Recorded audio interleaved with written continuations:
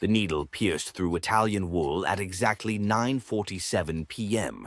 when Sarah Mitchell heard the desperate pounding on her shop door. She'd been about to turn off the lights, about to surrender another day to the mounting pile of unpaid bills stacked like accusations on her counter. The rain had started an hour ago, turning Portland's Alberta Arts District into a blur of wet pavement and flickering streetlights. "Please," the voice came muffled through the glass. "I know it's late. Please, I'm begging you." Sarah's hand hovered over the light switch. Every instinct screamed at her to pretend she hadn't heard, to slip out the back and go home to Emma. 3 more days until eviction. $23 in her wallet. $11.47 in her bank account. The electric company's final notice glowed red on her desk, like a warning beacon. But something in that voice, raw terror barely held together, made her pause. She opened the door. The man practically fell into her shop, soaking wet, clutching an expensive blazer to his chest like a drowning man clinging to driftwood. Water dripped from his dark hair onto her worn linoleum floor. His shirt probably cost more than her monthly rent, and his watch. She didn't even want to think about that watch. "Thank you," he gasped. "Thank you. I have a presentation in 7 hours. This blazer, it's the only one that fits right, and He held it up. Sarah's trained eye cataloged the damage instantly. Shoulder seam ripped clean through. Lining torn. 2 buttons missing. Custom Italian mother of pearl. "That's 4 hours of work," she said quietly. "Minimum." "I'll pay anything." He yanked out his wallet, hands shaking. "Anything. Name your price." She looked at the wallet, then at his face. Really looked. Beneath the expensive haircut and tailored clothes was a familiar expression, the face of someone drowning. She'd seen it in her mirror every morning for months. 300, he said, pulling out bills. "No, 500, 750, please." The money sat on her counter. $750, enough to pay her landlord, keep the lights on another month, buy real groceries. Let Emma stop pretending she wasn't hungry. "Keep your money," Sarah heard herself say. The man froze. "What?" "Sit down," she said, taking the blazer. "You look like you haven't eaten today either." "I don't understand." "My grandmother used to say you don't charge someone who's drowning," Sarah said, threading her needle. "You throw the rope." Thunder cracked outside. The lights flickered once, then died, plunging the shop into darkness. "Of course," Sarah muttered. She lit candles, filling the room with a warm glow. "You said 7 hours. Sit. What's your name?" "Michael. Michael Carter." Her hands stilled. Carter, as in Carter Global Industries, the company that employed half her neighborhood, and might lay them all off by morning. "Well, Michael Carter," Sarah said carefully, recovering her composure, "I'm Sarah Mitchell, and I'm going to fix your blazer, but you're going to help me." "I don't know how to sew." "You don't need to," she replied, positioning the fabric under her work light. "You just need to hold things when I tell you to." She guided him to a chair beside her machine. Outside, rain hammered against the windows, thunder rolling low and close. Sarah began working, her movements precise despite the flickering candlelight. The shoulder seam was worse than she'd thought. Complete reconstruction would be necessary. They worked in silence for several minutes, broken only by the scratch of needle through fabric. "You don't have to do this," Michael said finally. "I know it's late. I can find someone else." "You said 7 hours," Sarah replied. "By the time you find someone willing to work now, you'll have 6. He sighed and leaned back, exhaustion pulling his shoulders down. "Tomorrow is a merger vote," he said quietly. "Carter Global and Cascade Corporation. If it passes, we save 250 jobs at our Portland factory. And if it doesn't, they close." His jaw tightened. "And it's my fault we're even here." Sarah glanced at him but didn't stop sewing. How so? I lost focus. Started making decisions like people were numbers instead of people. The board doesn't trust me anymore. Tomorrow is my last chance to convince them I remember why this company exists. She handed him a section of lining. Hold this. Their fingers brushed, his soft and unscarred, hers rough from years of needle pricks. What was the reason? She asked. My parents started the company in their garage, he said. They believed you could build a profitable business and still treat workers with dignity. Somewhere along the way, I forgot that. Sarah nodded slowly. I used to be an accountant. He looked up. You're kidding. Nope. Good salary, benefits, safe. She adjusted the seam. Then my husband died. Car accident. This shop was his dream. I stayed because I had a daughter and nowhere else to go. You learned all this yourself? YouTube, community college, trial and error. She smiled faintly. Desperation is a powerful teacher. The candles burned lower as the night stretched on. Michael watched her work, the tension in his posture easing. Why didn't you take the money? He asked quietly. Because it would have been a transaction, Sarah said, not kindness. She tied off a stitch. When my husband died, our car broke down. I had no money. My neighbor fixed it and refused payment. She said, "You'll pay it forward someday." Michael swallowed. I don't think anyone's done that for me in 20 years. Maybe you never let them see you drowning. Thunder rolled again, then silence. The storm was moving on. Michael exhaled slowly, like someone surfacing for air. The battery lantern flickered as Sarah worked, her fingers aching but steady. Michael sat close now, handing her tools when she asked, holding fabric taut when she needed precision. The shop felt smaller in the candlelight, less like a place of business, more like a confessional. Can I ask about your daughter? Michael said softly. You mentioned her earlier. Emma, Sarah replied, smiling despite the exhaustion. She's 17. Robotics team. Wants to be an engineer. That's incredible. She got into Oregon State, full academic scholarship. Sarah paused, her voice tightening. But tuition isn't everything. Housing, books. There's an $8,000 gap. Michael said nothing. Friday's her internship interview, Sarah continued. Also the day our landlord changes the locks. Michael's breath caught. She knows.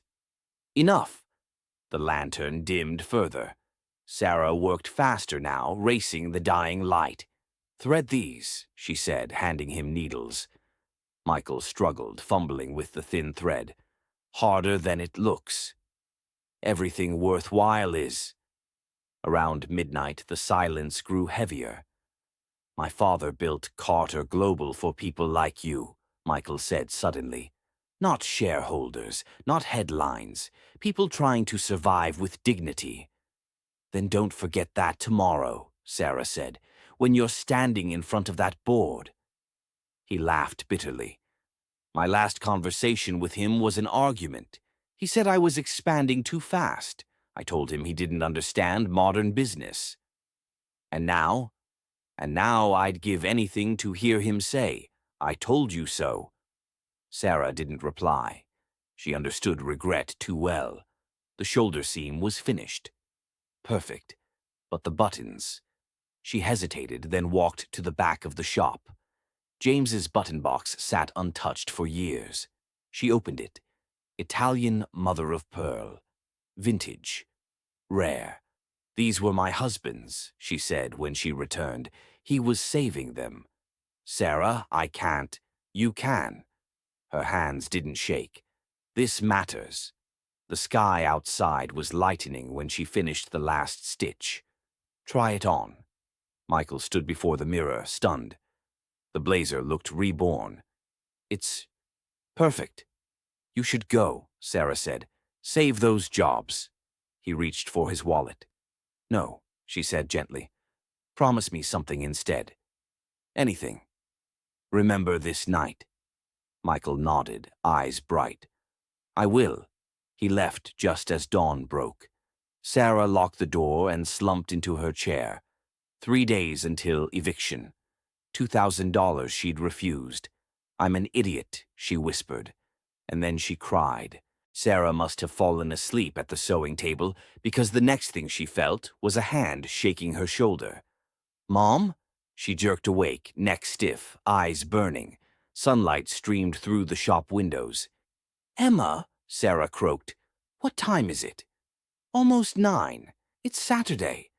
Emma's gaze swept the room, the candle stubs, the scattered thread, the 2 chairs pulled close together. "Did you work all night?" "Emergency repair," Sarah said. "A man needed help." Emma hesitated. "Did he pay you?" Sarah swallowed. "No." Emma's shoulders sagged, not in anger, just tired acceptance. "Of course he didn't." "Emma, it's okay, Mom. Dad would have done the same thing, right? Integrity over money." Her voice cracked. "But what happens when integrity doesn't keep us housed?" The words cut deep because they were true. Before Sarah could answer, a knock rattled the door. Emma peered through the window. "Mom, there are really nice cars outside." Sarah's heart sank. Lawyers, inspectors. She opened the door. Michael stood there, freshly groomed, confident, but not alone. A woman in a tailored gray suit and a silver-haired man with a leather portfolio flanked him. "Sarah," Michael said, smiling. "The merger passed. Unanimous vote." She blinked. "What?" "I'd like you to meet Rebecca Torres, CFO of Carter Global, and Robert Williams, head of HR. Rebecca stepped forward. "Mrs. Mitchell, we'd like to discuss a partnership." Inside the shop, Michael spoke carefully. "Last night, you reminded me what business is supposed to be, so this morning, I told the board about you." Rebecca tapped her tablet. "Carter Global proposes investing $50,000 to expand this shop into a community tailoring division." Robert added, "You'd serve as director. $95,000 annually, full benefits." Sarah's knees weakened. "We want to hire 20 local tailors," Rebecca continued. "Living wages, health insurance, free services for people in need." Emma gasped. "And one more thing," Robert said, opening a folder. "Our education initiative includes full scholarships for dependents." He handed it to Emma. "Oregon State," he continued.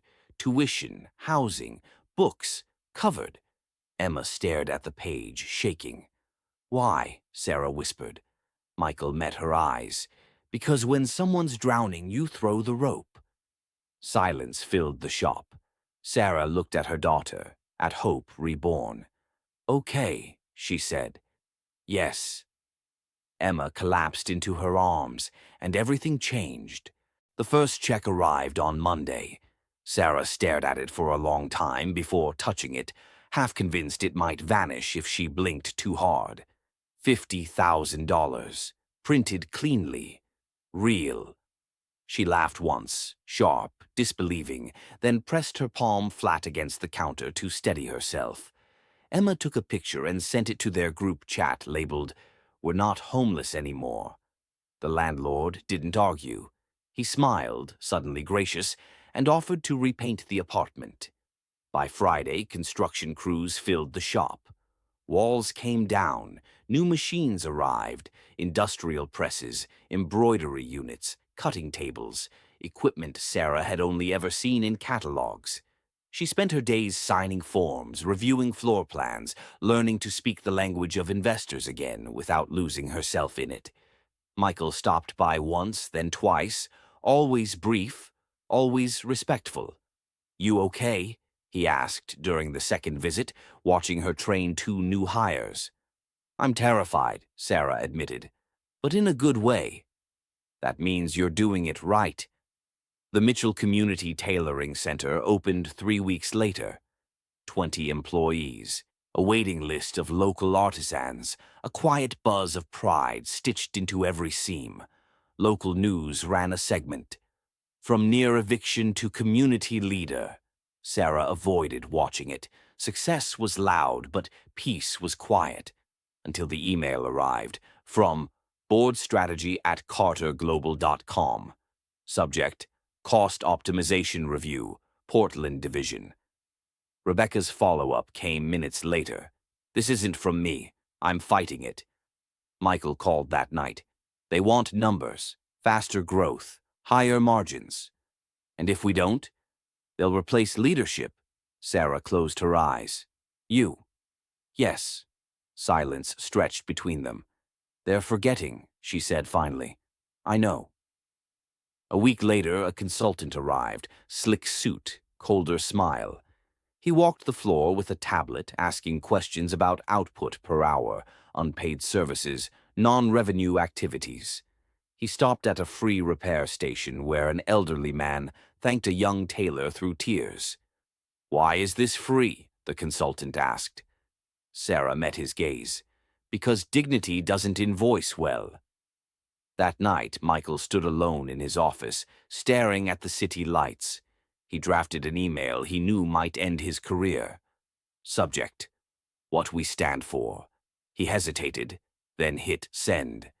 And somewhere in a boardroom, alarms began to ring. The board meeting was scheduled for 7 a.m. Eastern. Michael slept in his office, suit draped over a chair, email replies lighting his phone through the night. Half the board praised his principled stance. The other half questioned his fitness to lead. At 6:58, he took his seat.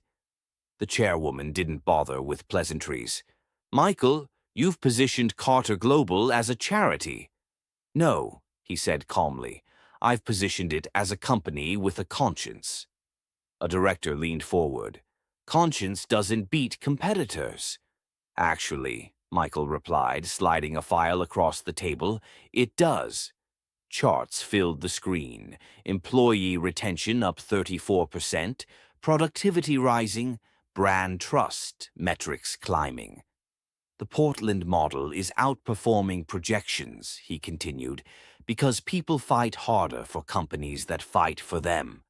A murmur rippled through the room, but the chairwoman's expression stayed flat.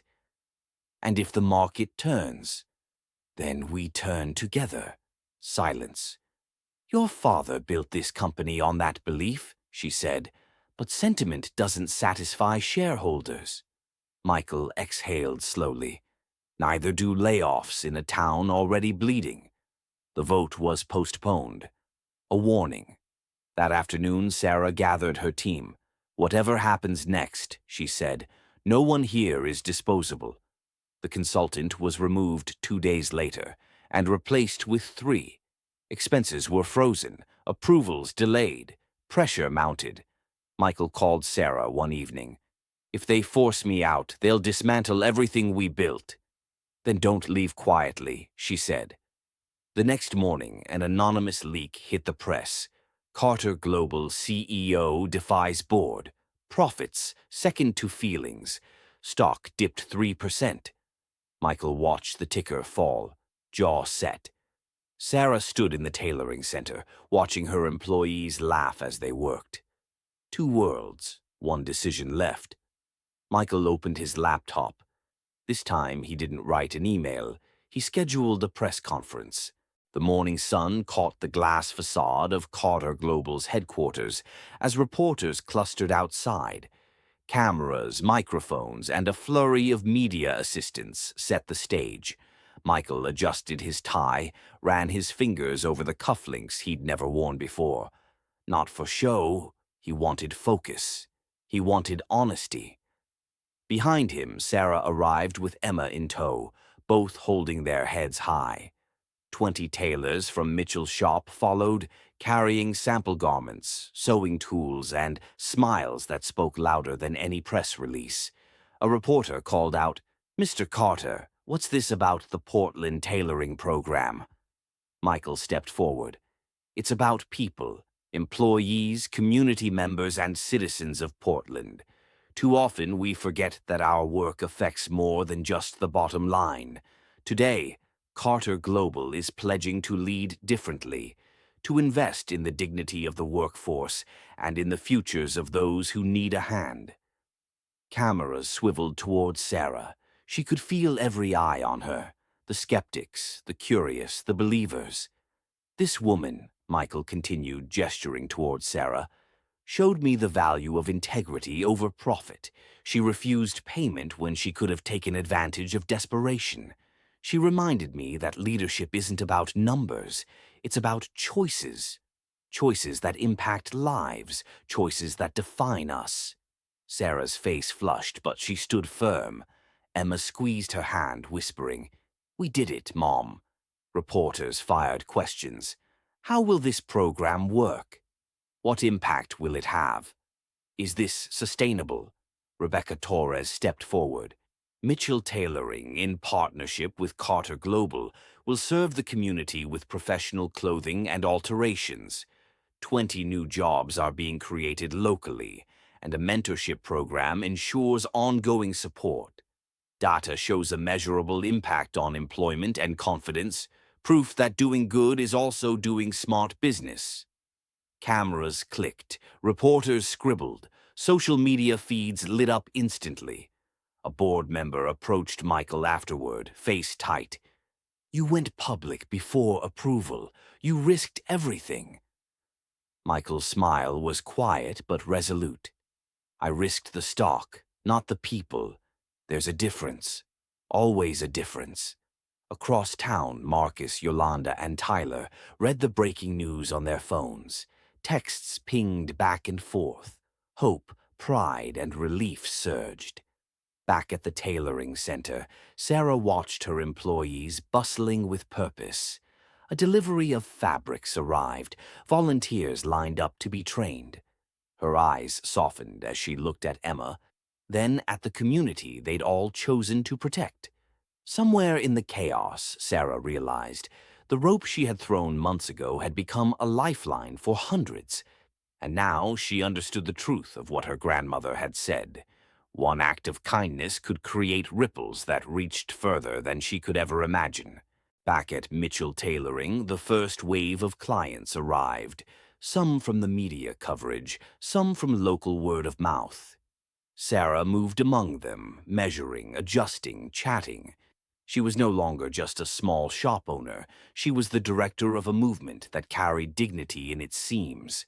Emma shadowed her, clipboard in hand, helping track appointments and taking notes on tailoring techniques. She had grown confident, her energy and intellect shining as she balanced school, internship prep, and the excitement of her mother's transformation. Marcus walked in, suit freshly pressed from a client visit. He smiled at Sarah. "You know, I've been meaning to say, without that blazer fix, I might never have made it to my first day confidently. You saved me." "Not me," Sarah said softly, handing him a bag with shirts and ties. "You saved yourself. I just threw a rope." Yolanda arrived with her children in tow, beaming. "Thanks to you, I got the teaching assistant position. The kids are amazing, and my students are learning from someone who finally believes in them, and in herself." The stories kept pouring in. Jobs secured, interviews won, students inspired. Sarah realized the shop had become a hub of opportunity. Every stitch, every adjustment, every gentle encouragement was changing lives. Michael called mid-morning. "Sarah, the board meeting went beyond expectations. Community impact numbers are exceeding projections, and the media coverage? It's phenomenal.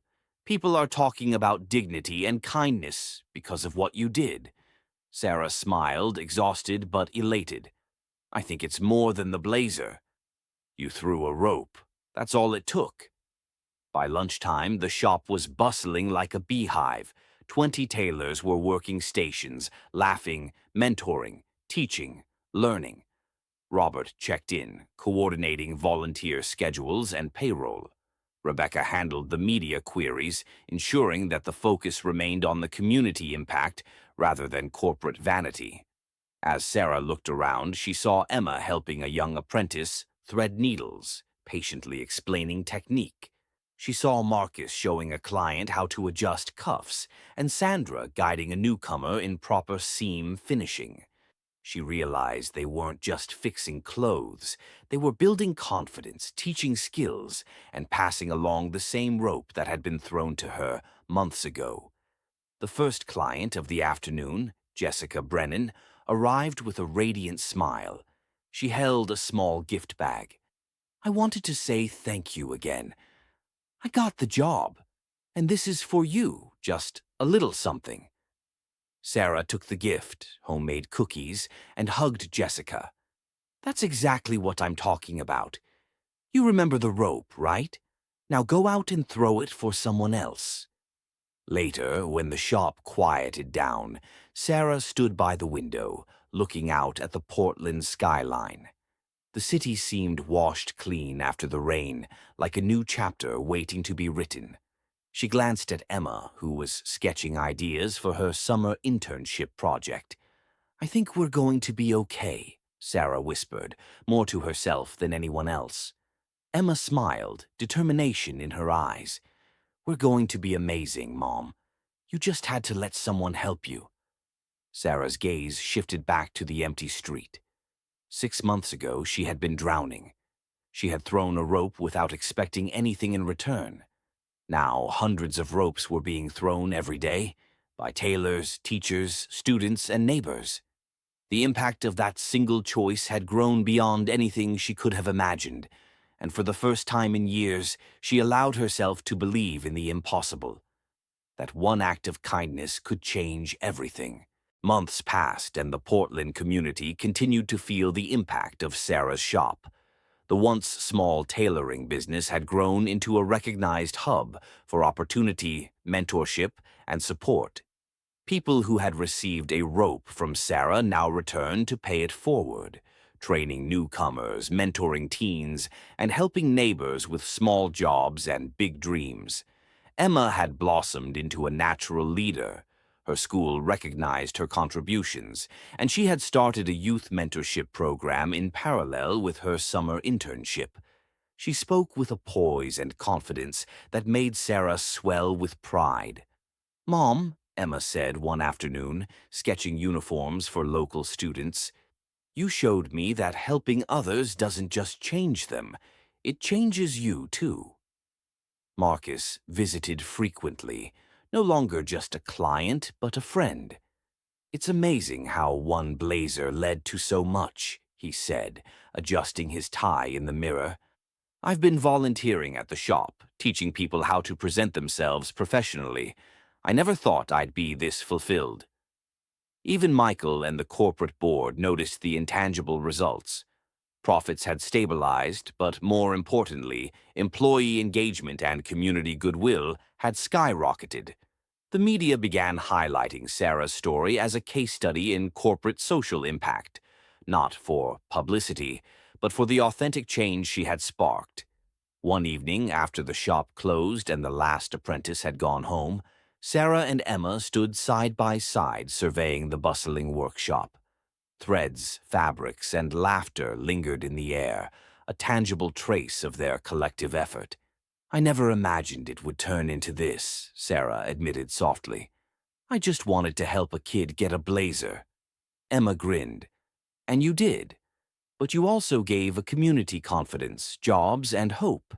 That's bigger than a blazer." Sarah looked around at the machines humming softly, the racks full of freshly pressed clothes, and the photos of grateful clients pinned to the walls. She realized she had finally learned the lesson she had been resisting for so long. Helping someone else can lift everyone, including yourself. In that moment, she understood that the ropes they threw didn't just save people, they connected them, weaving a network of resilience, trust, and care. And somewhere deep down, she knew this was only the beginning. A year had passed since the night Sarah had refused Michael Carter's money. The shop had become a cornerstone of the community, a place where people came not just for clothes, but for guidance, encouragement, and connection. The Mitchell tailoring division had served over 1,200 people, and the impact was measurable. Dozens had started careers, some had opened their own small businesses, and countless others had regained confidence that poverty or misfortune had stripped away. Sarah often caught herself smiling when clients left with a perfectly fitted outfit.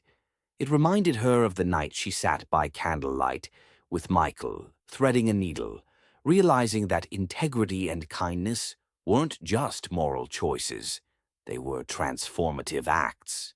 Emma had thrived. Her engineering internship at Carter Global was more than a job, it was a launching pad. Her scholarship fully covered her tuition, and she was mentoring younger students interested in STEM. "Mom," she said one evening, "I finally understand what you mean. The smallest act, fixing a blazer, helping someone, can ripple outward and change everything." Sarah looked at her daughter, heart swelling. "That's right, Mija, and the ripples never end." Even Michael returned periodically, not as a client, but as a friend. He had fully embraced the values Sarah had reminded him of. He checked in on the shop, consulted on community projects, and made sure Carter Global's corporate culture reflected the human-centered vision his parents had built. One rainy night, as Sarah locked up, she noticed a young man standing hesitantly outside, soaked and clutching a suit jacket with a torn cuff. Without thinking, she opened the door wider and called, "Come in. Let's fix it." And just like that, the chain continued, a rope thrown, caught, and carried forward. Sarah realized then that her choice that night hadn't just saved Michael, or her daughter, or even herself. It had saved a community, and in helping others rise, she had risen too. She smiled at the young man. "Name's Sarah Mitchell. Let's get to work." Outside, Portland glistened in the rain, lights reflecting in the puddles like stars. Inside, hope hummed in the machines, in the laughter, in the quiet rhythm of needles stitching lives back together. Some choices seem small at the moment, a blazer, a candlelight repair, but sometimes they grow into everything, and this was one of those times.